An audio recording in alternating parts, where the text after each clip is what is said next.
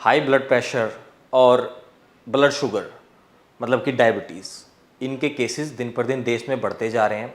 WHO की एक report बताती है कि 11 से 12% लोग जो डायबिटीज़ के शिकार हैं, इसके साथ साथ हाई ब्लड प्रेशर 20 से 21% है देश के अंदर, जो कि 10 में से या 2 या 3 लोग, जो अपने आप में एक बहुत बड़ा नंबर है और एक चिंता का विषय भी है। तो आज हम इसी के बारे में बात करेंगे कि ये है क्या चीज़, ये होता कैसे है और इसको कैसे ठीक किया जा सकता है। तो चलिए स्टार्ट करते हैं आज की अपनी वीडियो।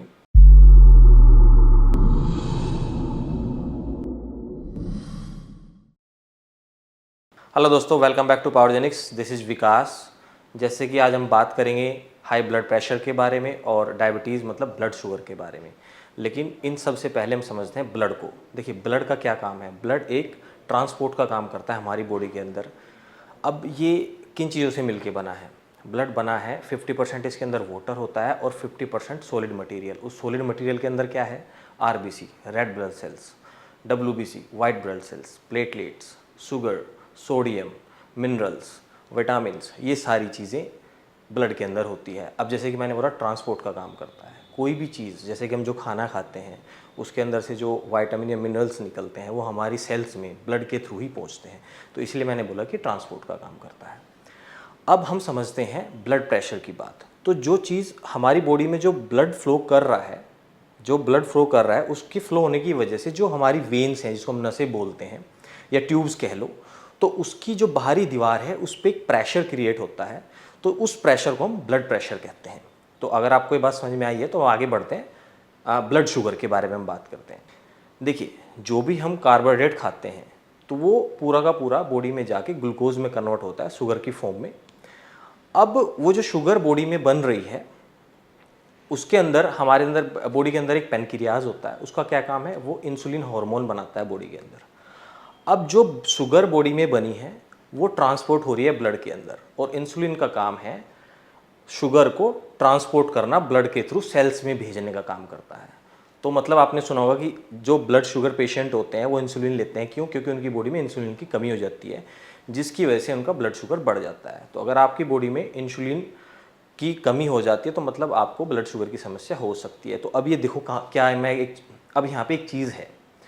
जब आपने कार्बोहाइड्रेट खाया और आपकी बॉडी में शुगर बनना स्टार्ट हुआ, एक लिमिटेड टाइम तक इंसुलिन ने शुगर को ट्रांसपोर्ट किया। डायरेक्टली शुगर ट्रांसपोर्ट नहीं होती है सेल्स के अंदर, ये इंसुलिन ही उसको ट्रांसपोर्ट करता है ब्लड के थ्रू। अब जैसे जैसे वो इंसुलिन सेल्स में ट्रांसपोर्ट कर रहा है ब्लड शुगर को, क्या हो रहा है, एक टाइम के बाद सेल फुल हो जाती है और वो बंद कर लेती है अपना रास्ता। वो इंसुलिन को मना कर देती है कि अब और जगह बची नहीं है बॉडी के अंदर। तो जो बचा हुआ शुगर है और इंसुलिन है वो एक जगह पे स्टक हो जाता है, और उसकी वॉल्यूम बढ़ने की वजह से आपकी जो ब्लड सेल्स हैं और जो ब्लड वेसल्स हैं उसमें शुगर की वॉल्यूम बढ़ जाती है, जिसको हम बोलते हैं टाइप 2 डायबिटीज़। अब समझते हैं ब्लड प्रेशर बढ़ता क्यों है। तो इसके जो 2-3 मुख्य कारण हैं उनको डिस्कस करते हैं। सबसे पहले, आपका अगर जो ब्लड है वो गाढ़ा हो जाए, इसकी वजह से भी आपका ब्लड प्रेशर बढ़ सकता है। दूसरा कारण क्या हो सकता है कि आपका जो ब्लड फ्लो है वो बढ़ जाए। एग्जाम्पल के लिए समझते हैं, एक बॉडी में जो एवरेज ब्लड की वॉल्यूम है वो लगभग 5 या 6 लीटर के आसपास है। मान लो वो 7 या 8 लीटर हो जाए तो क्या होगा, आपके हार्ट को ज़्यादा काम करना पड़ेगा और ब्लड फ्लो तेज़ी से बढ़ेगा। तो एक ये कारण हो सकता है।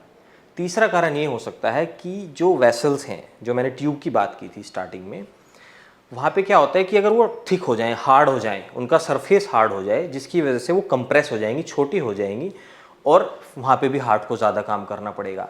तीसरा कारण ये हो सकता है जिसकी वजह से आपका ब्लड प्रेशर बढ़ सकता है। अब हम समझते हैं कि डायबिटीज़ होता क्यों है। देखिए, जैसे कि मैंने स्टार्टिंग में बताया कि जो भी हम खाना खाते हैं, कार्बोहाइड्रेट खाते हैं, वो शुगर में कन्वर्ट होता है, और शुगर को ट्रांसपोर्ट करता है हमारा इंसुलिन ब्लड वेसल के थ्रू, सेल्स में भेजता है। ये बात आपको क्लियरली समझ में आ गई होगी। अब एक बात समझने की कोशिश करते हैं। एक एग्जांपल लेते हैं। यहाँ इंडिया में खासकर ज़्यादातर घरों में हम क्या कर रहे हैं, नाश्ते में रोटी या पराठे खाते हैं, या दोपहर लंच में चावल हो गए, या फिर कोई ऐसा मतलब ब्रेड का आइटम हो गया, और डिनर में भी इस तरह का कुछ मील हमारा रहता है। वैसे तो हम लोग बोलते हैं वेजिटेरियन है, पर मुझे लगता है ये ग्रेनेटेरियन बोलेंगे हम इस चीज़ को, क्योंकि ग्रेन का इस्तेमाल ज़्यादा हो रहा है, वेजिटेबल का इस्तेमाल कम हो रहा है। तो अब जो हम ग्रेन खा रहे हैं, मतलब जैसे गेहूं की रोटी हो गई या ब्राउन ब्रेड हो गई, जितने भी कार्बोहाइड्रेट हैं, इनका जो जीआई लोड है, मतलब ग्लाइसेमिक लोड जो है वो बहुत ज़्यादा है। तो जितना ग्लाइसेमिक लोड ज़्यादा होगा इतना ही आपकी बॉडी में शुगर ज़्यादा बनेगा। मतलब आपकी बॉडी जो भी खाना आप खा रहे हो वो शुगर में कन्वर्ट हो रहा है और उसको काम कर रहा है क्या, सेल्स में भेजने के लिए इंसुलिन। तो एक टाइम के बाद इंसुलिन जब उस शुगर को ट्रांसपोर्ट कर रहा होगा, उसकी वॉल्यूम इतनी ज़्यादा हो जाएगी आपकी बॉडी के अंदर, जहाँ पे टाइप 2 डायबिटीज़ होने का खतरा आपकी बॉडी में बन सकता है। मतलब क्या है कि आपको इस तरह के फूड को कम करना पड़ेगा, जिसकी वजह से ही आपको डायबिटीज़ होने का चांसेस बन रहा है। डायबिटीज़ का दूसरा मुख्य कारण क्या हो सकता है, वो होता है आपका स्ट्रेस, डिप्रेशन। वो क्यों हो सकता है उसको भी समझने की कोशिश करते हैं डीप में चल के। देखिए, जब भी आप स्ट्रेस में होते हो या डिप्रेशन में होते हो, आपकी बॉडी हार्मोन रिलीज करती है कोर्टिसोल। अब कोर्टिसोल क्या करता है, जो आपका इंसुलिन है, जो पैनक्रियाज बनाता है, जो स्टार्टिंग में मैंने बताया था, जिसका काम क्या होता है, आपके शुगर को ब्लड के थ्रू फ्लो करके सेल्स में भेजना। अब कोर्टिसोल डायरेक्टली इम्पैक्ट करता है आपके इंसुलिन हार्मोन को, तो जिसकी वजह से क्या हो रहा है, वो प्रॉपरली आपके सेल्स के अंदर शुगर को ट्रांसपोर्ट नहीं कर पा रहा है, जिसकी वजह से ब्लड के अंदर शुगर का लेवल बढ़ना स्टार्ट हो जाता है। ये भी एक बहुत मुख्य कारण है और आज के टाइम में डिप्रेशन और स्ट्रेस ये ज़्यादातर देखने को मिल रहा है, जिसकी वजह से ब्लड शुगर लोगों को हो जाता है। अब हमने समझ लिया ब्लड शुगर को, हाई ब्लड प्रेशर को। अब इससे बचा कैसे जाए। जो लोग अभी हाई ब्लड प्रेशर से बचे हुए हैं, जिनको डायबिटीज़ नहीं है या ब्लड शुगर नहीं है, उनको यही करना है। उनको अब जो खाना वो खाते हैं, वो जो ग्लाइसेमिक इंडेक्स वाली बात मैंने करी थी, आजकल तो बहुत अच्छी फैसिलिटी हमारे पास इंटरनेट है, गूगल कर सकते हैं लो ग्लाइसेमिक इंडेक्स फूड, तो वो ही फूड अपनी डाइट में रखे।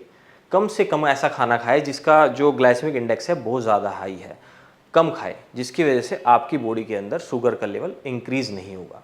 एक तो ये बात है।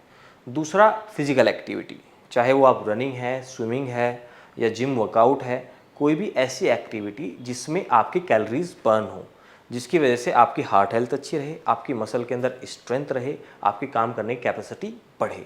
तो अगर ये चीज़ आपने लाइफस्टाइल में, जो आपका डेली रूटीन है, उसमें ऐड करते हो, तो आप इस समस्या से बच सकते हो। अब ऑलरेडी जैसे कि मैंने स्टार्टिंग में बताया था कि 10-11% लोग डायबिटीज़ के शिकार हैं और 20 से 21% लोग हाई बीपी के शिकार हैं। तो उनको करना क्या है, वो ऑलरेडी एक मेडिकेशन पे है।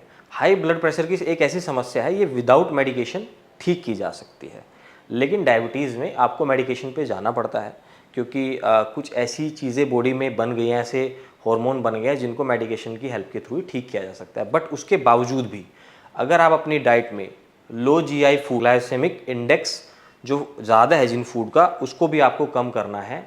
इसके साथ साथ अपनी डाइट में वेजिटेबल्स हो गई, फ्रूट्स हो गए, है ना, इस तरह की चीज़ें आप ऐड कर लो। और साथ में वर्कआउट, उन लोगों के लिए तो वर्कआउट ज़्यादा ज़रूरी हो जाता है। वर्कआउट में जैसे जो ओल्ड एज पर्सन है वो मतलब वॉक कर सकते हैं, जॉगिंग वगैरह कर सकते हैं, या स्विमिंग भी एक अच्छा ऑप्शन है, या योगा कर सकते हैं, है ना। इस तरह की एक्सरसाइज ऐड करें। स्ट्रेंथन वर्कआउट तो करें तो बहुत अच्छी बात होती है, उसके अच्छे रिजल्ट्स आते हैं। कई लोगों को मैंने देखा है जो ऑलरेडी डायबिटीज़ के या बीपी के, हाई बीपी के जो शिकार रहे हैं और अपनी लाइफ में डाइट और वर्कआउट को ऐड किया है, उसकी वजह से उनको बेहतर रिजल्ट आए हैं। इवन दैट टाइप 2 डायबिटीज़ ठीक की जा सकती है, आप फिर से नॉर्मल ज़िंदगी जी सकते हो अगर आपने एक डिसिप्लिन और कंसिस्टेंसी के साथ साथ इन चीज़ों को मेंटेन किया हुआ है। जो ग्लाइसेमिक इंडेक्स वाले जो फूड हैं जो आप कंज्यूम कर सकते हो, उसका लिंक आपको डिस्क्रिप्शन में मिल जाएगा। फिर भी आप लोगों को लगता है कि आपको इसके रिगार्डिंग अच्छी डाइट की रिक्वायरमेंट है, अपनी हाइट, एज, वेट के अकॉर्डिंगली हमें कमेंट कर सकते हैं, हम आपको वहाँ पे डाइट भी प्रोवाइड करा सकते हैं, जिससे आपको मदद मिलेगी। अगर ये वीडियो आपको पसंद आए, वीडियो को ज़रूर शेयर करें और चैनल को सब्सक्राइब करना ना भूलें और अपना